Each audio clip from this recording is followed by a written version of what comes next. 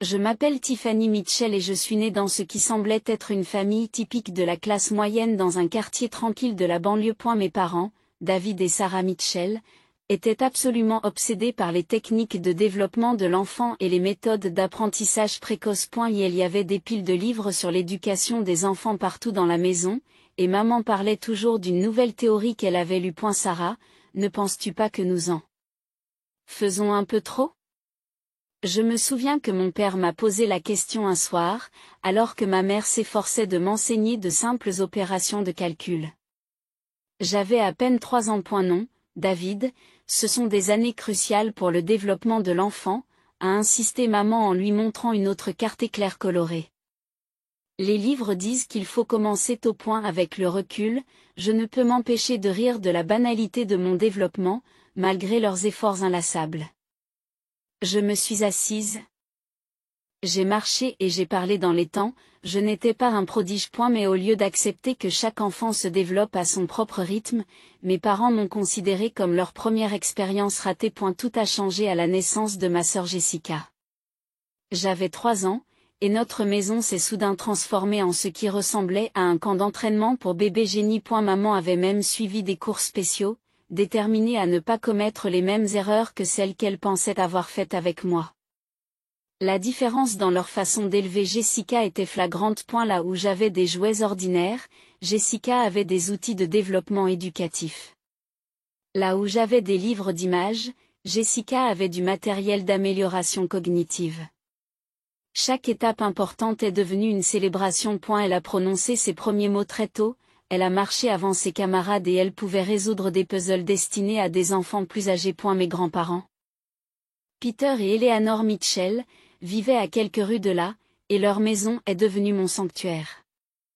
Ils nous traitaient exactement de la même manière, Jessica et moi, nous comblant d'amour et d'attention. Je me souviens d'un dimanche après-midi où j'avais environ 5 ans, assise sur les genoux de grand-mère Eleanor qui nous lisait des histoires, à Jessica et à moi. Mes 2 petites filles sont parfaites telles qu'elles sont, disait grand-mère en nous donnant à chacune un biscuit. Cela semblait toujours irriter maman, qui se pinçait les lèvres et marmonnait quelque chose à propos de la reconnaissance d'un talent exceptionnel. Sarah, a dit fermement grand-mère lors d'un dîner en famille, les enfants ont besoin d'amour, pas de pression. Ils ne sont pas des expériences scientifiques. Maman, tu ne comprends pas l'art d'être parent aujourd'hui, dit papa en prenant la défense de maman. Jessica est très prometteuse. Nous devons l'encourager. J'étais assise là, poussant des petits pois dans mon assiette, comprenant déjà qu'aux yeux de mes parents, je n'étais que l'exercice, le brouillon avant qu'ils ne créent leur chef-d'œuvre. L'école primaire a été une expérience assez normale pour moi. Je n'étais pas la première de ma classe, mais je n'étais pas non plus la dernière.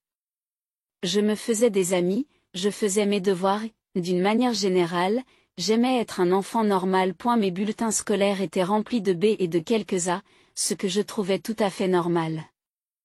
Mes parents, eux, y jetaient à peine un coup d'œil. Puis vint le jour où Jessica commença l'école.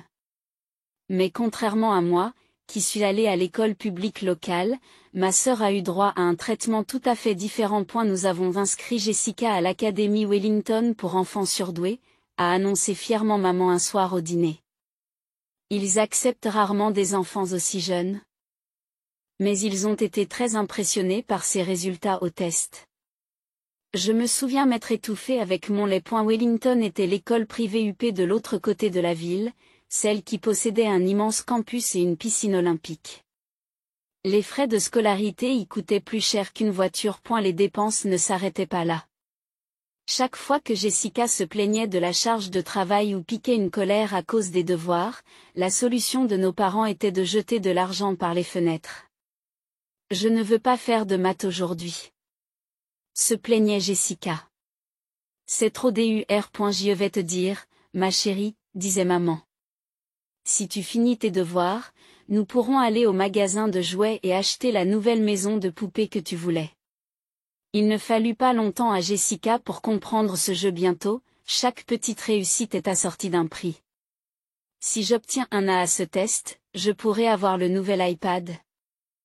Ou je ferai un crédit supplémentaire si tu m'achètes ces chaussures de marque. Pendant ce temps, je m'asseyais à la table de la cuisine pour faire mes devoirs seule. Pas de récompense, pas d'attention particulière.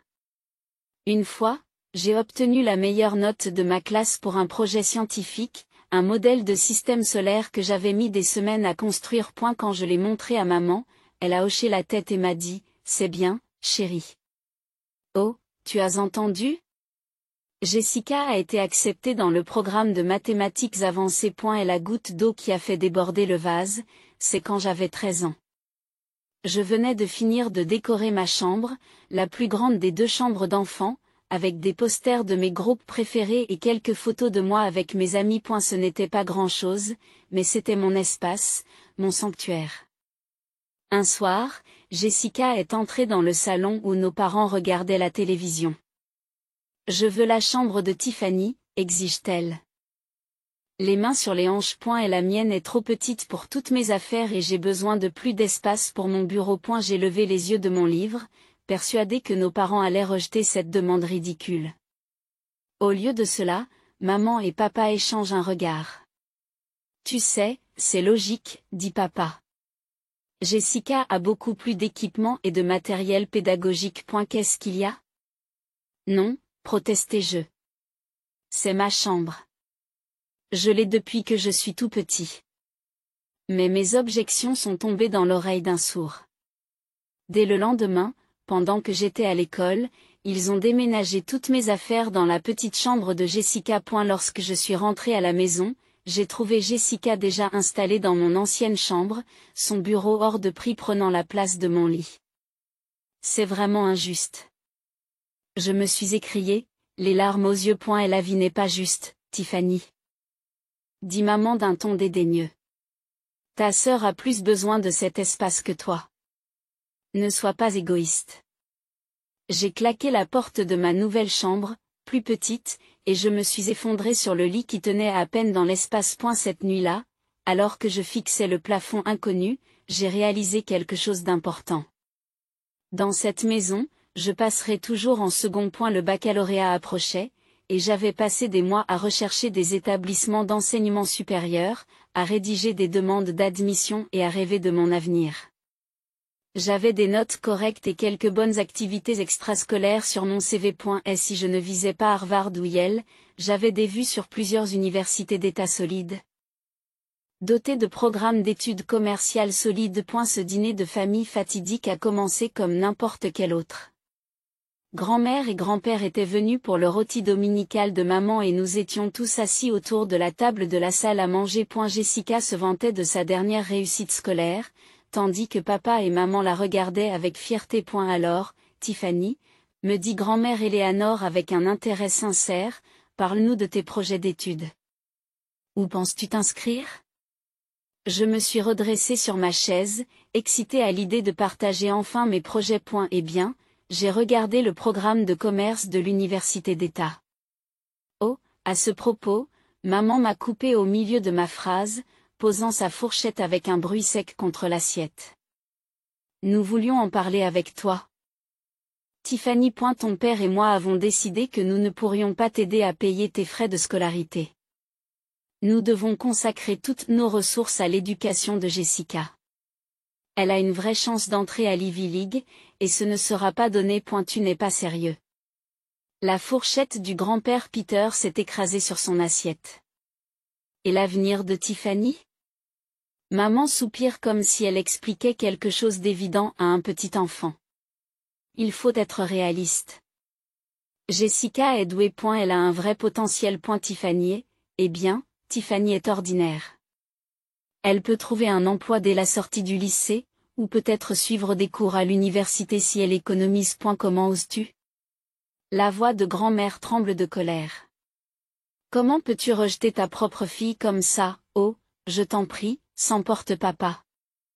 Le visage rouge. Ne faisons pas semblant.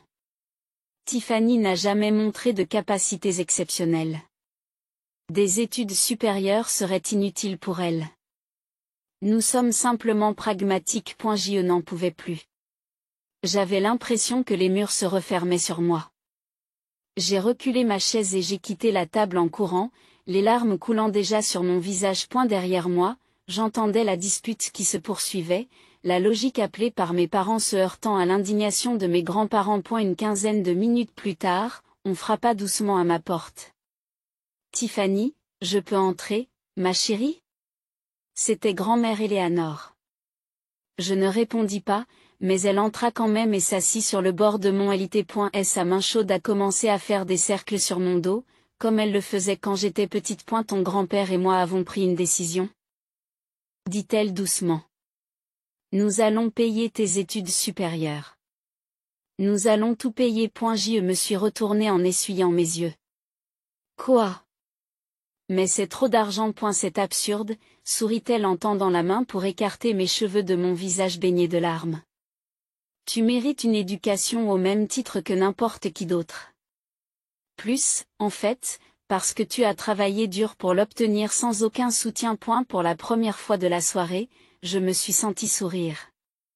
À ce moment-là, quelque chose a changé en moi.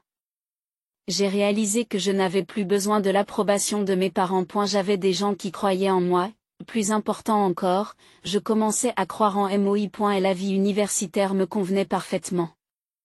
Loin des comparaisons et des critiques constantes de mes parents, je me suis épanouie dans le programme de commerce. Mes professeurs ont loué mon esprit d'analyse et j'ai découvert que j'avais un talent naturel pour comprendre les tendances du marché et les stratégies d'investissement. Chaque week-end, j'appelais grand-mère et grand-père pour les tenir au courant de mes progrès. Je n'avais pas parlé à mes parents depuis mon départ pour l'université. Ils n'avaient pas non plus essayé de me contacter, ce qui, honnêtement, rendait les choses plus faciles. Les seules nouvelles que je recevais venaient de mes grands-parents, et un appel particulier a tout changé. Tu ne vas pas croire ce qui se passe avec Jessica, m'a dit ma grand-mère un soir, la voix lourde d'inquiétude. Elle a complètement déraillé. Tu sais qu'elle a été acceptée à Princeton, tes parents n'arrêtaient pas d'en parler. Mais apparemment, une fois sur place, loin de la surveillance constante de tes parents, elle s'est complètement désintéressée de l'école. J'écoutais grand-mère me dépeindre la déchéance dramatique de ma sœur parfaite. Jessica, semblait-il, avait découvert les fêtes, les garçons et la liberté de faire tout ce qu'elle voulait. Son image de génie de la famille, soigneusement cultivée, s'est effondrée en quelques semaines. Ta mère m'a appelé en larmes hier, a poursuivi grand-mère. Le bureau du doyen leur a envoyé une lettre d'avertissement. Jessica assiste à peine aux cours, et lorsqu'elle s'y présente, elle est en retard ou à la gueule de bois. Que font papa et maman à ce sujet? Oh, ils sont hors de point. Ils ont tout essayé, menaçant de lui supprimer son argent de poche, lui promettant une nouvelle voiture si elle améliore ses notes, allant même jusqu'à se rendre à Princeton pour lui faire entendre raison. Mais Jessica se contente de rire. L'ironie de la situation ne m'a pas échappé. Après avoir donné à Jessica tout ce qu'elle voulait pendant des années, mes parents avaient créé une personne qui ne savait pas comment gérer les responsabilités. Un mois plus tard, grand-mère a appelé pour donner des nouvelles. Eh bien, c'est enfin arrivé, a-t-elle dit. Jessica a été renvoyée de Princeton, a échoué dans presque tous les cours et a commis trop d'infractions disciplinaires pour pouvoir les compter.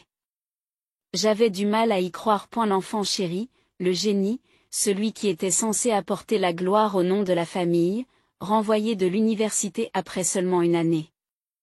Elle est retournée vivre à la maison, a ajouté grand-mère.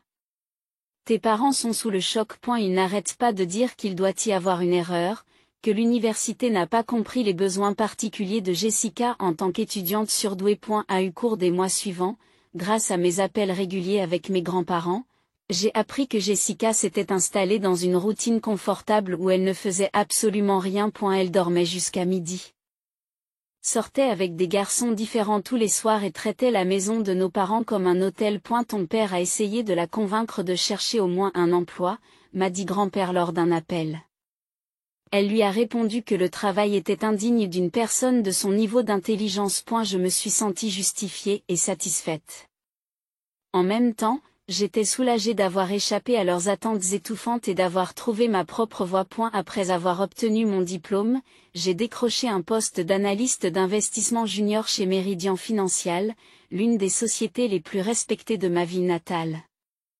Grand-mère et grand-père ont insisté pour que je reste avec eux jusqu'à ce que je m'installe, ce que j'ai accepté avec gratitude. Les retrouvailles inattendues avec mes parents ont eu lieu un samedi matin à l'épicerie Marshall. Je comparais les prix des tomates biologiques lorsque j'ai entendu la voix de ma mère. Tiffany? C'est bien toi? Je me suis retournée et j'ai trouvé mes deux parents debout, plus âgés que dans mes souvenirs.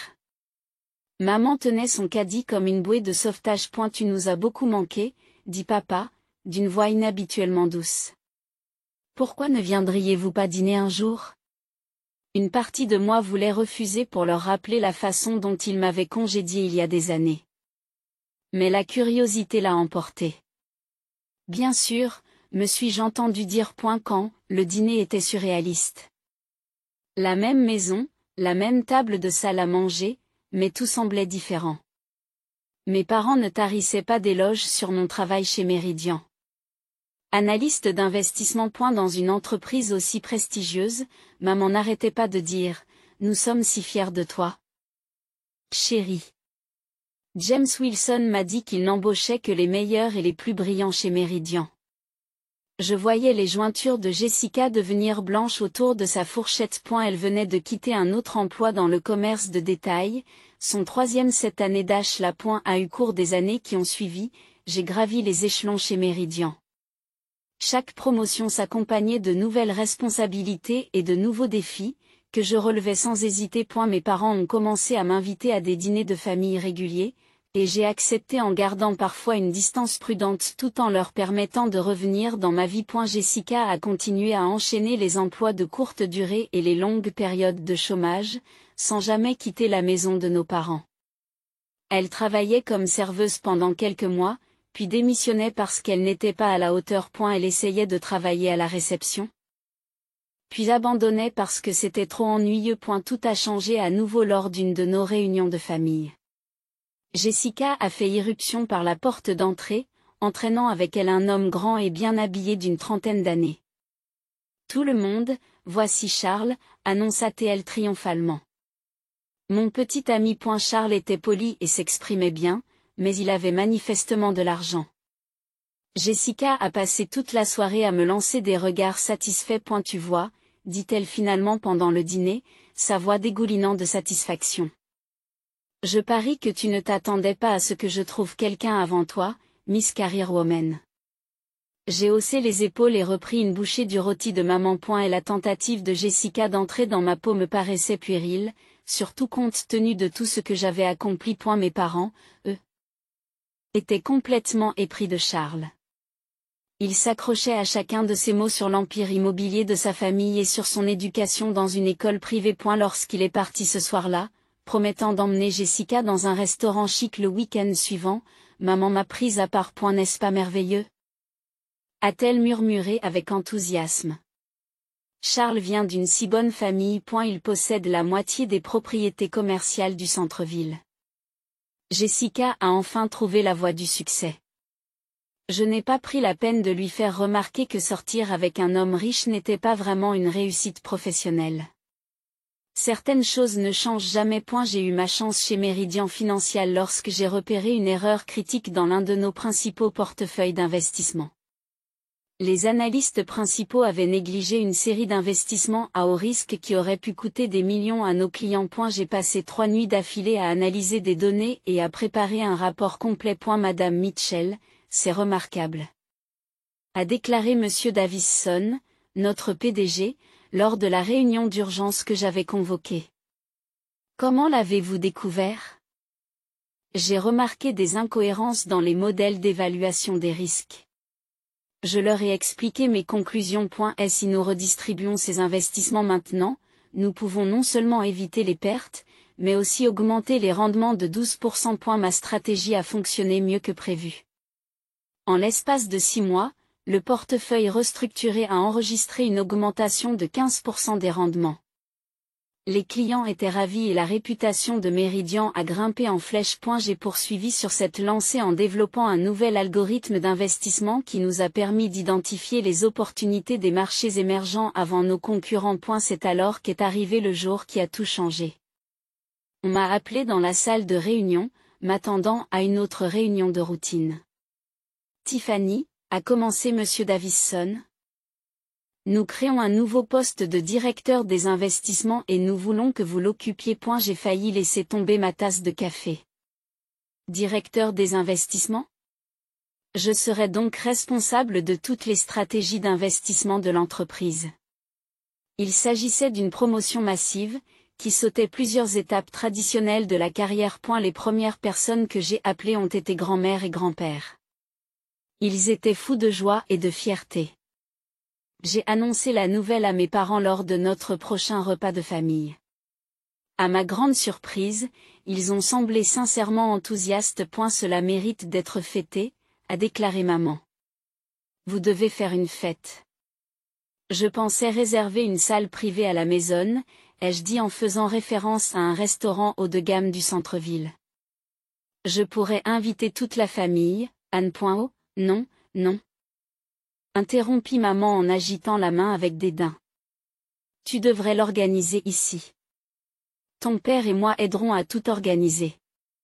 Ce sera beaucoup plus personnel, plus spécial. J'inviterai tous les membres de la famille et je commanderai un service de traiteur dans le merveilleux restaurant d'Oak Street. Son enthousiasme était contagieux, et j'ai fini par l'approuver. La semaine suivante, j'ai viré de l'argent sur le compte de ma mère pour les dépenses liées à la fête, et elle m'a tenu au courant par des appels téléphoniques réguliers. Et la soirée a commencé sous les meilleurs auspices. Je suis arrivée chez mes parents vêtue de ma robe de cocktail noire préférée et d'un collier de perles, cadeau de fin d'études de mes grands parents. Et la maison était magnifiquement décorée. Avec des fleurs fraîches sur toutes les surfaces et des couverts élégants sur la table à manger. Les traiteurs s'étaient surpassés. L'arôme de la cuisine gastronomique embaumait l'air. Les membres de la famille étaient déjà là, se mélangeant par petits groupes. Mes grands-parents m'ont serré chaleureusement dans leurs bras, Suzanne a embrassé ma joue et mon oncle Robert m'a tapoté l'épaule. Jessica tenait la cour dans le salon, vêtue d'une superbe robe bleue de créateur, avec Charles à ses côtés dans un costume de luxe. Une fois tous les invités arrivés, nous nous sommes rassemblés autour de la grande table à manger. Je me suis levée, coupe de champagne à la main, prête à faire mon annonce. Je voudrais remercier tout le monde d'être venu ce soir. Commencez-je. Oh, chérie, laisse-moi faire. Maman s'est levée d'un bond, me coupant au milieu de ma phrase. Sa voix chantait presque avec excitation, mais pas pour la raison à laquelle je m'attendais. Nous sommes réunis ici aujourd'hui. Annonça-t-elle, rayonnant devant les membres de la famille rassemblés, pour célébrer un événement merveilleux. Notre belle Jessica et son merveilleux Charles sont fiancés. Et la salle s'est mise à applaudir et à se féliciter. Jessica a fait semblant de rougir tout en montrant une énorme bague en diamant que je n'avais pas remarquée auparavant. Charles sourit fièrement à ses côtés. J'y suis retombée dans mon fauteuil, ma coupe de champagne a failli glisser de mes doigts engourdis. Ce n'est pas possible. Et la fête que j'avais payée, la célébration de ma promotion, avait été détournée pour l'annonce des fiançailles de Jessica. En regardant autour de la table, incrédule, je n'ai vu que du bonheur authentique sur les visages de tout le monde, même mes grands-parents souriaient et félicitaient l'heureux couple. C'est alors que j'ai réalisé qu'aucun d'entre eux ne savait que cette fête était censée être la mienne. Mes parents les avaient invités à une fête de fiançailles? Pas à une fête de promotion. Ma chaise a raclé le sol lorsque je me suis levée, la colère me brûlant la gorge. Mais avant que je puisse dire quoi que ce soit, j'ai senti la poigne de fer de mon père sur mon poignet. Il m'a serré contre lui, son sourire ne s'est jamais démenti au profit des invités, mais ses paroles chuchotées étaient glaciales. Et ne t'avise pas de faire une scène, siffla-t-il en serrant les dents. Si tu gâches tout pour ta sœur, nous te couperons les vivres. Pas d'héritage, pas de famille, rien. Assieds-toi et souris. J'ai arraché ma main à la poigne de mon père. Non, dis-je, ma voix coupant court au bavardage joyeux. Tout le monde doit connaître la vérité. La pièce est devenue silencieuse.